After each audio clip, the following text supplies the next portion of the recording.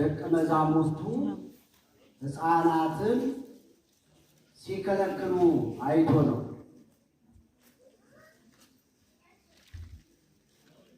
ሕፃናትን አትከልክሏቸው፣ ወደ እኔ ይምጡ፣ ይባረኩ፣ ይቀደሱ፣ በመንፈስ ሰው በእንጀራ ብቻ እንዳያድግ በእንጀራ ብቻ ማሳደግ ወላጆች እንደሌለባቸው የሚያስተምረን ኃይለ ቃል ነው። ልጅ ስናሳድግ በእንጀራ ብቻ ማሳደግ የለብንም። እግዚአብሔር ቃል ያስፈልገዋል። ለዚህ ነው ወደ እኔ ይምጡ፣ ይማሩ፣ ይባረኩ፣ ይቀደሱ፣ እየታዘዙ እንዲያድጉ መባረክ አለባቸው ብሎ ጌታችን መድኃኒታችን ኢየሱስ ክርስቶስ የተናገረው መሰረታዊ ቃል ነው። ሐዋርያት ለምንድን ነው ሕፃናትን ሊከለክሉ የጀመሩት ሲባል ሕፃናት ይጫወታሉ፣ ይደባደባሉ፣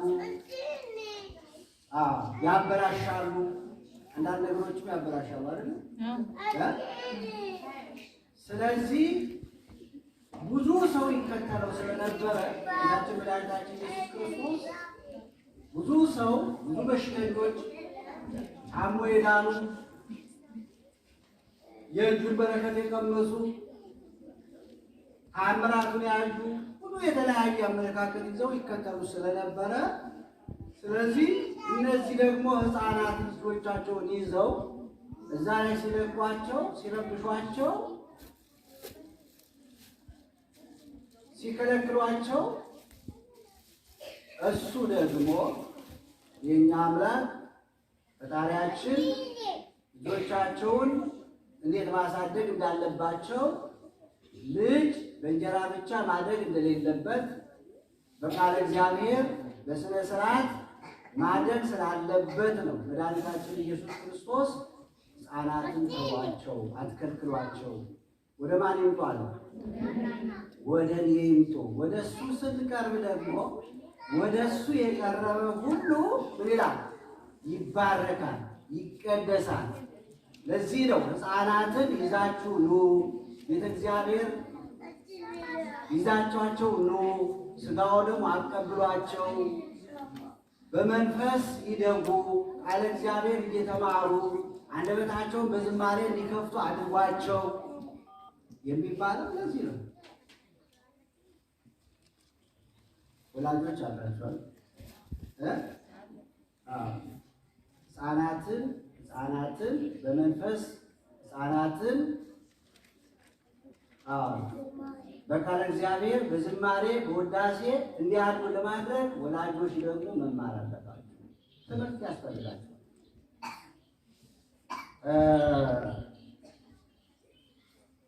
የቤተ ክርስቲያን ታሪክ የጻፉ አቡነ መልከጼዴቅ የተባሉ ታላቁ ሊቅ በረከታቸው ይድረሰንና ትንሿ ቤተ ክርስቲያን የክርስቲያኖች ቤት ነው ይላል። የሰማችሁ ነው? ተመልከቱ። ትንሿ ቤተ ክርስቲያን የአንድ ክርስቲያን ቤት አንድ ቤተ ክርስቲያን ማለት ነው። በአንድ ክርስቲያን ቤት ውስጥ አባዋራ አለ፣ እማዋራ አለች፣ ሕፃናት አሉ።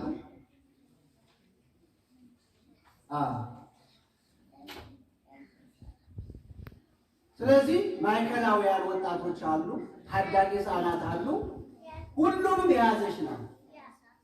ስለዚህ ትንሿ እዚች ቤተ ክርስቲያን እዚች ትንሿ ቤት ላይ ነው ክርስትና የሚመሰረተው። አሁን ልጠይቃችሁ፣ ይህንን እያደረግን ነው ወይ ነው?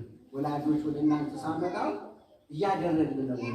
ቤተ ክርስቲያኒቱን ቤታችን ላይ እየመሰረትናት ነው ወይ? ይህ ማለት ምን ማለት ነው? አንድ ክርስቲያን ለልጆቹ አርአያ ምሳሌ መሆን አለበት። ሕፃናቶቹ ወላጆች ወላጆቹ ይከተላሉ፣ ያያሉ፣ ይመለከታሉ። ወላጅ የሚያደርገውን ነገር ሁሉ ያደርጋሉ። ስለዚህ እናንተ ጸሎት ስትጸልዩ ይጸልያሉ፣ እናንተ ስትዘምሩ ይዘምራሉ። እናንተ የምትነግሯቸውን ቋንቋ ነው የሚከተሉት። ስለዚህ አንደበታቸው የሚፈታው በመዝሙር ከሆነ የምትዘምሩላቸው ከሆነ እየዘመሩ ነው የሚያደርጉት። አንደበታቸው ሲጣፍጥ የሚገርመው ነገር በጣም ነው የሚጣፍጥ። አንደበታቸው ደስ ይላል። ሕፃናት ንጹሕ አእምሮ አላቸው፣ ንጹሐን ናቸው። ለዚህ ነው ሕፃናት በማቴዎስ ወንጌል ምዕራፍ 18 ቁጥር 1 ጀምራችሁ ስትመለከቱ ተመልሳችሁ እንደ ሕፃናት ካልሆናችሁ መንግሥተ ሰማያት ምናትሉ አትገቡ ይላል። ምን ማለት ነው? ሰው ተመልሶ እንደገና ሕፃን መሆን አለበት? ይቻላል? ይህን ጥያቄ ኒቆዲሞስ ጠይቆታል። ጌታችን መድኃኒታችን ኢየሱስ ክርስቶስን ተመልሳችሁ ዳግም ካልተወለዳችሁ በመንፈስና በውሃ በመንፈስ ቅዱስ ካልተጠመቃችሁ ዳግም ካልተወለዳችሁ የእግዚአብሔርን መንግሥት አትወርሱ ሲለው ኒቆዲሞስ ምንድን ነው ያለው? እንዴ እኔ ሽማግሌ ሰው ነኝ፣ እንዴት እኔ ወደ እናቴ ማህፀን ገብቼ እንዴት ነው ዳግም መወለደው? ተመልከቱ፣ አስተሳሰቡ ምንድን ነው ያደረገው? ዳግም መወለድ ነው። ዳግም ልደት ደግሞ ረቂቅ ልደት ነው። የመጀመሪያው ልደት የሥጋ ልደት ነው፣ ግዙፍ ልደት ነው፣ የሚታይ ልደት ነው። ተመልከቱ፣ የሚታይ ልደት ነው፣ ግዙፍ ልደት ነው። ወላጅ አለች፣ ወላጅ አለች፣ ሕፃን አለ፣ ይታያል። ስለዚህ ግዙፍ ልደት ነው። ሁለተኛው ልደት ግን ኒቆዲሞስ ስለረቀቀበት ነው። ይሄ እንዴት ይሆናል አለ። ንፋስ ይነፍሳል፣ ታየዋለህ። ንፋስ ከየት መጣ ይባላል። ሲነፍስ ታየዋለህ፣ ዛፍ ሲያወዛውዝ። ግን ንፋሱ የት ሄደ፣ የት መጣ፣ ከየት ነው የመጣው አትለውም። ዳግም መወለድም እንደዛ ረቂቅ ልደት ነው፣ ረቂቅ ነው። ስለዚህ ወደ መንግሥተ ሰማያት እንደነዚህ ሕፃናት ካልሆናችሁ ወደ መንግሥተ ሰማያት አትገቡ ማለት ሕፃናት አእምሯቸው ንጹሕ ነው፣ እንደኛ አልቆሸሸም። የኛ አእምሮ እኮ ቆሽሿል፣ በኃጢአት ቆሽሿል። አእምሯችን ላይ ስንት ነገር አስቀምጠን፣ ልባችን ውስጥ ስንት ነገር አስቀምጠን። የሕፃናቱ ልብ ግን ንጹሕ ነው። አሁን ራሳቸው እዚህ ይደባደባሉ፣ ይጫወታሉ፣ ይዝናናሉ፣ ይላሉ። ቂም በቀል ግን የላቸው ምንም ነገር የላቸው። ስለዚህ ነው ተመልሳችሁ እንደነዚህ ሕፃናት ልባችሁን እንደነዚህ ሕፃናት ካላደረጋችሁ፣ ንጹሕ ካላደረጋችሁ፣ ንስሐ ካልገባችሁ፣ ልክ እንደነዚህ ሕፃናት ቂም በቀሉን አስወግዳችሁ ንጹሕ ካልሆናችሁ መንግሥተ ሰማያትን አትወርሱም። ስለዚህ ነው አሁን የኔና የእናንተ አእምሮ በብዙ ነገር የቆሸሸ ነው። በብዙ ነገር በተለይ ደግሞ በዚህ ዘመን በብዙ ነገር የበከለ ነው፣ በኃጢአት የተበከለ ነው። ስለዚህ ቅድም እንዳልኳችሁ ትንሿ ቤተ ክርስቲያን በቤታችሁ ነው የምትመሰረቱ። በተለይ አደራ ብላችሁ ወላጆች ሕፃናትን ስታሳድጉ በመንፈስ እንዲያድጉ አድርጓቸው፣ ጸሎት አስተምሯቸው። እናንተ ተማሩ፣ መጀመሪያ ተማሩ። መማር ያስፈልጋል። አዎ አስቸጋሪ ሁኔታዎች አሉ። ልጆቻችን እናውቃለን። በብዙ ችግር ውስጥ ነው ያላችሁ፣ በብዙ ፈተና ውስጥ ነው ያላችሁ። እየሰማችሁ ነው? አዎ ያን ሁሉ ፈተና አልፋችሁ ግን የመጣችሁት ለስራ ነው። እግዚአብሔር ግን ልጅ እንድትወልዱ አደረገ። እግዚአብሔር የትዳር አጋር ሰጣችሁ፣ ልጅ ወለዳችሁ። ከሰው ጋር አዛመደ፣ ከሀገር ሰዎች ጋር አዛመደ። ከብዙ ሰዎች ጋር ተዛመዳችሁ፣ ከማታውቁ ሰዎች ጋር ተዛመዳችሁ፣ ተዋለዳችሁ። ጥሩ ነው። የሰማችሁ ነው። ጥሩ ነው፣ ግን ፈተናዎች አሉ። ስለዚህ አብረዋችሁ የሚኖሩት የትዳር አጋሮቻችሁ የእናንተን ሃይማኖት የሚመስሉ ላይሆን ይችላል። ባል አስቸጋሪ ነው። በጸሎት እናንተን ማይመስሉ፣ በጾም እናንተን ማይመስሉ፣ በእምነት እናንተን ማይመስሉ ሊሆኑ ይችላሉ። ግን አሁንም ጠንካሮች መሆን አለባቸው። ጥንካሬ ያስፈልጋል። ክርስትናው ከውስጣችን ካለ የለወጡ ሰዎች አሉ እኮ በታሪክ እኮ የንጉሥ ቆስጠንጢኖስና እሌኒ ንግሥት ታሪኳ የሚነገረው እኮ ከአሕዛብ እኮ ነው። ቆስጠንጢኖስ የወለደች ካልተጠመቀ ሰው ከአሕዛብ ነው የወለደች፣ ከእስላም ነው የወለደች። እግዚአብሔር በዛ ውስጥ ስራ ነበር፣ መንገድ ነበር፣ የራሱ ስራ ነበር። ተመልከቱ፣ በዛ ውስጥ አለፈች። ፈተናውን ሁሉ ካለፈች በኋላ ከአሕዛቡ እንድትወልድ አደረገ። ከሱ የወለደችውን ልጅ ግን እንዴት አድርጋ ያሳደገችው? የራሷን ሃይማኖት ኢየሩሳሌም ትታ የሄደችውን ሃይማኖቷን እያስተማረች ነው ያሳደገችው ልጇን። እየሰማችሁ ነው? ተመልከቱ። አሁን በሃይማኖት ከማይመስላችሁ ሰው ጋር ያላችሁ እህቶች ልትኖሩ ትችላላችሁ። ልጅ ወልዳችኋል። ልጃችሁ እንዴት አድርጋችሁ እያሳደጋችሁ?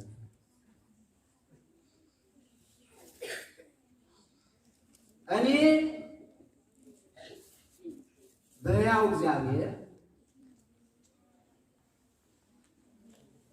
አደንቃችኋለሁ፣ እናመሰግናችኋለን። አምታችሁ ወልዳችሁ አምታችሁ አስጠምቃችሁ ኦርቶዶክስ አድርጋችሁ ክርስቲያን አድርጋችሁ ይህን በማድረጋችሁ እናደንቃችኋለን። ግን ስናሳድግ ደግሞ ተመልከቱ፣ መንፈሳዊ ሆኖ እንዲያድግ ማድረግ ግዴታ አለባቸው። ነገሮች ላይመቻቹ ይችላሉ። ሁኔታዎች ላይሟሉ ይችላሉ፣ ላይመቻቹ ይችላሉ። ኃላፊነት ግን አለብሽ፣ አለብህ፣ አለባቸው። ይህንን መሸከም መቻል አለባቸው። የእሌኒ ንግሥት ታሪክ ስትማሩ ስታውቁ ይህን ነው የምትማሩ። እሌኒ ንጉሥ ነው ያገባችው። በዛ ውስጥ ሆና ግን ልጇን እያስተማረች ቆስጠንጢኖስን እያስተማረች ነው። ስለ ኢየሩሳሌም ነው ታሪክ እያስተማረች ያሳደገች። ስለ ክርስትና፣ ስለ ሃይማኖቷ እያስተማረች 20 ዓመት እስከሚሞላ ድረስ በእሷ ትምህርት ነው ያደገው። ምንም ሌላ ትምህርት አላስፈለገውም።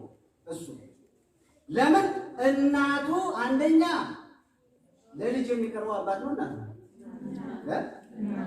አባት ነው። እናት ነው የምትቀርበው። እናት ትቀርበዋለች። ስለዚህ አንደኛ ትቀርበዋለች፣ ሁለተኛ ደግሞ ኃላፊነት ስላለባት በውስጧ አንዳንድ ጊዜ ሰዎች ዓለማውያን ይሆናሉ፣ ይለወጣሉ፣ ቋንቋቸውን ይተዋሉ፣ ክርስትናቸውን ይተዋሉ። ጎዳቸው እስከሞላ ደረታቸው እስከቀና ድረስ ይረሱታል። እንደዚህ መሆን የለብንም። ክርስቲያኑ የትም ሂዱ፣ የትም ግቡ፣ የትም ሁኑ፣ ክርስትናችሁን አትርሱ፣ አትተው። በብዙ ታሪክ የተጻፈው ይሄ ነው። ልጆቻችሁ አንደበታቸውን ሲከፍቱ አፍ መክፈቻቸው የዝማሬ ቋንቋ ነው መሆን ያለበት። የመጽሐፍ ቅዱስ ቋንቋ ነው መሆን ያለበት። የእግዚአብሔር ቃል ነው መሆን ያለበት። ስለዚህ ይህ ነው መሆን ያለበት። ስለዚህ ነገሮች እንኳን ባይመቻችሁ አስተምሩ፣ እናንተም ተማሩ። እነሱን ማስተማር የምትችሉት እናንተ ደግሞ ስትማሩ ነው፣ ጠንከራችሁ ስትማሩ ነው። ብዙ ጊዜ ስንፍናዎች እናያለን። ትርፋችሁ እየሰማችሁ ነው። ትርፋችሁ ልጃችሁና ሃይማኖታችሁ ነው። ሌላ ትርፍ የለም። በዚያ ነው ኃላፊነታችሁ። ልጃችሁን በአግባቡ ማሳደግና ሃይማኖታችሁን አትርፋችሁ፣ ሌላ ነገር የለም።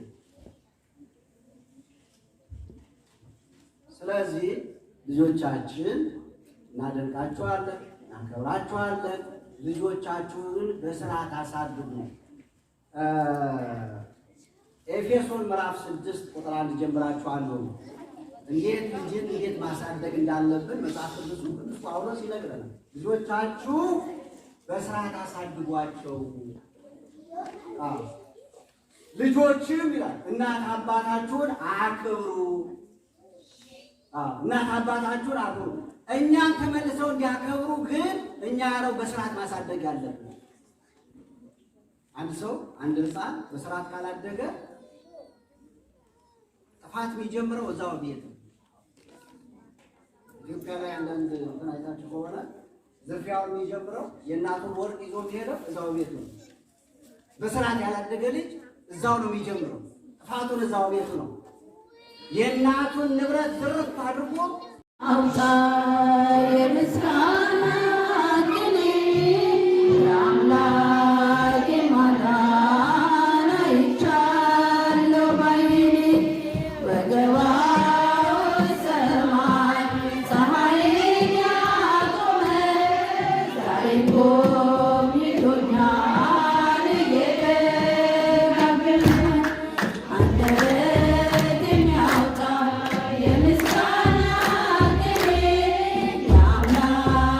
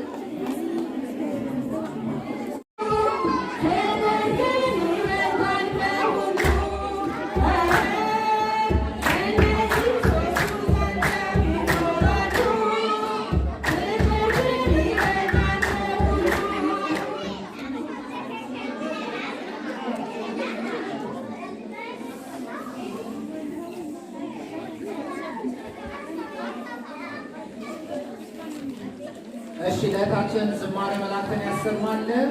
ዝማሬ መላእክት ያሰማልን። የአገልግሎት ዘመኗን እግዚአብሔር አምላክ ይባርክ። አሜን። እግዚአብሔር አምላካችን ማስተዋሉን ጥበቡን እንዲገልጽልን የእሱ መልካም ፈቃድ ይሆንልን። እሺ